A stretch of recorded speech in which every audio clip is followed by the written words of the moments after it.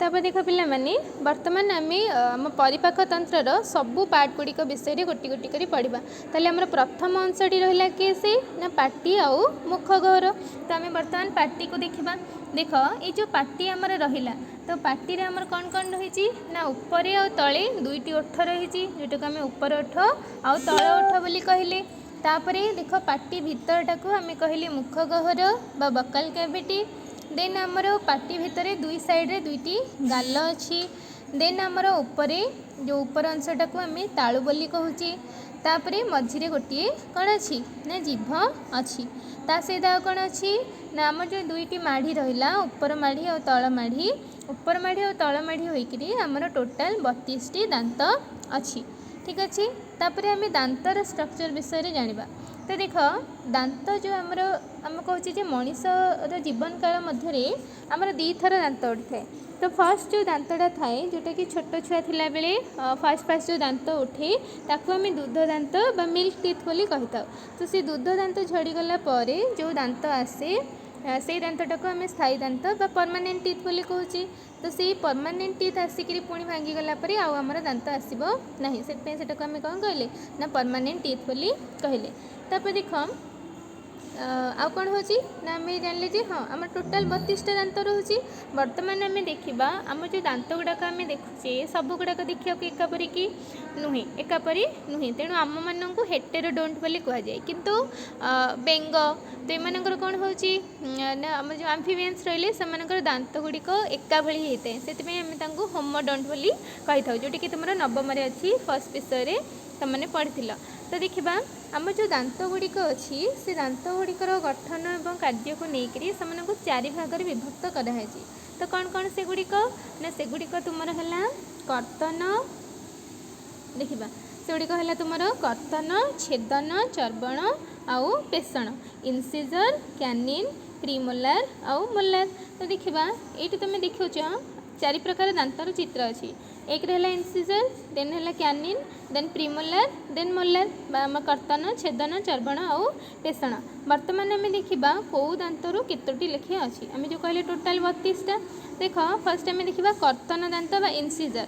तो कर्तन दांत कौटा जो सामने जो 4टा दांत आम देखुचे देखा ऊपर 4टा तले 4टा जो सामना को अच्छी से 4टा 4 4 8टा है तुम कर्तन दांत बा इनसिजर।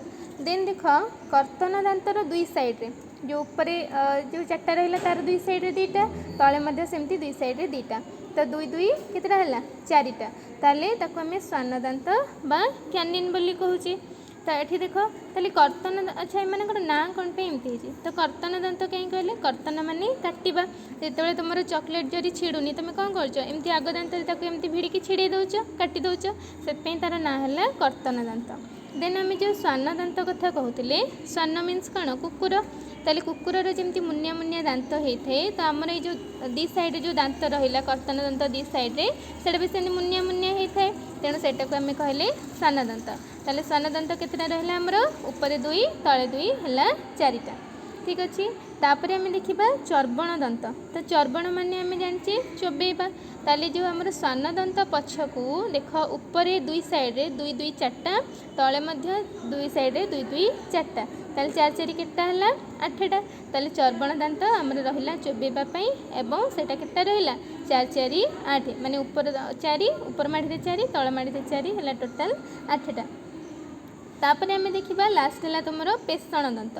ताले पेषण दांत आउ टिके चौड़ा देखा क्या ना चर्बण दांत ठारू पेषण माने आउ टिके भल कि पेशिया जो तुम किसी खाद्य चोबौच कल को नहीं जाऊच लास्ट को नहीं जाऊच से नहीं कि भल से चोबौच तो से कहले पेषण दांत बा मोलार बोली कहले। तो पेषण दांत केतटी रहा देख ऊपर 2 साइड 3 3 6 तले 3 3 6 ताले केतटी है आमर 6 6 12 है। ठीक अच्छे। ताल देख लो टोटाल आमर केते है ये आम देखुचे कर्तन दांत रहा आमर ऊपर 4 तले 4 टोटाल 8टा। छेदन दांत ऊपर 2 तले 2 टोटाल 4टा। चर्बण दांत ऊपर 4 तले 4 टोटाल 8टा।